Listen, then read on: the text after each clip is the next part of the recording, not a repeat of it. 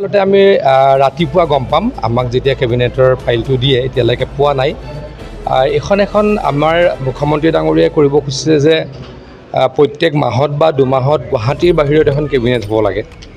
আচলতে আমি এক মাহতে কৰিব লগা আছিলে বিভিন্ন অসুবিধা হয় কিবা পৰিস্থিতি হয় গতিকে দুমাহমানত এখন কেবিনেট হৈছে কেবিনেটখন গতানুগতিক কেবিনেট এনেকুৱা নহয় যে এখন কোকৰাঝাৰত কৰি কোকৰাঝাৰৰ কাৰণেহে পাৰ্টিকুলাৰলি বিশেষ কিবা পেকেজেৰে কৰা হ'ব এনেকুৱা নহয় কিন্তু আমি যেতিয়াৰ পৰা কেবিনেট গুৱাহাটীৰ বাহিৰত পাতিবলৈকে যত্ন কৰিছিলোঁ আমি দেখিবলৈ পাইছোঁ যে সেই অঞ্চলৰ মানুহে ইয়াক আদৰণি জনায় আজিও মই এতিয়া কোকৰাঝাৰত দেখি আহিছোঁ সকলোফালে এটা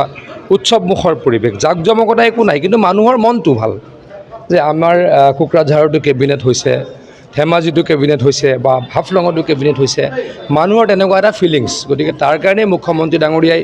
এই কামটো কৰিছে গতিকে মই আকৌ কৈছোঁ বিশেষকৈ কোকৰাঝাৰৰ বুলি নহয় সমগ্ৰ অসমৰ কাৰণে কেবিনেট এখন দিছপুৰত নকৰি যেনিবা আমি কোকৰাঝাৰত কৰিছোঁ কিন্তু ডেফিনেটলি মুখ্যমন্ত্ৰী ডাঙৰীয়াই কোকৰাঝাৰৰ কাৰণে তেখেতে যথেষ্ট চিন্তা কৰে কালিও যে কৰিব মই অত্যন্ত দৃঢ়ভাৱে বিশ্বাসী মই আকৌ কৈছোঁ এইখন কেবিনেটখন বিশেষ নহয় এইখন গতানুগতিক কেবিনেট আমাৰ সপ্তাহত এখন কেবিনেট হয় এখন তাৰে গুৱাহাটীৰ বাহিৰত হয় এখন গতানুগতিক কেবিনেট কিন্তু যিহেতু আমি ইয়ালৈকে আহোঁ মুখ্যমন্ত্ৰী ডাঙৰীয়া ইয়ালৈকে আহে ৰাইজৰ লগত আলোচনা কৰিব ৰাইজে নিশ্চয়কৈ কিবা দাবী কৰিব গতিকে কিবা নহয় কিবাটো মুখ্যমন্ত্ৰী ডাঙৰীয়াই কোকৰাঝাৰৰ কাৰণে কৰি থৈ যাব যোৱাকালি অসমৰ মুখ্যমন্ত্ৰী ডক্টৰ হিমন্ত বিশ্ব শৰ্মা আমাৰ কোকৰাঝাৰ যে ৰূপা নদীৰ তাতে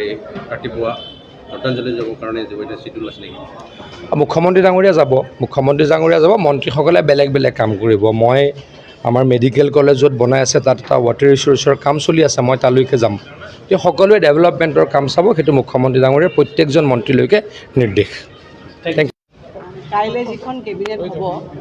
এই কেবিনেটখনত মই আশা কৰিছোঁ যে বৃত্তি আৰু উন্নয়নৰ ক্ষেত্ৰত এক গুৰুত্বপূৰ্ণ ভূমিকা গ্ৰহণ কৰিব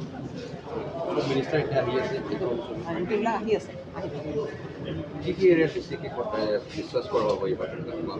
এজেণ্ডা কেবিনেটত পোৱা নাই আমি এজেণ্ডাটো গোটেই অসমৰ কাৰণে থাকিব তথাপি ভাবিছোঁ বৃত্তি আৰু কাৰণে বিশ্ব উন্নয়নৰ কাৰণে এই কেবিনেটখনে গুৰুত্বপূৰ্ণ সিদ্ধান্ত গ্ৰহণ কৰে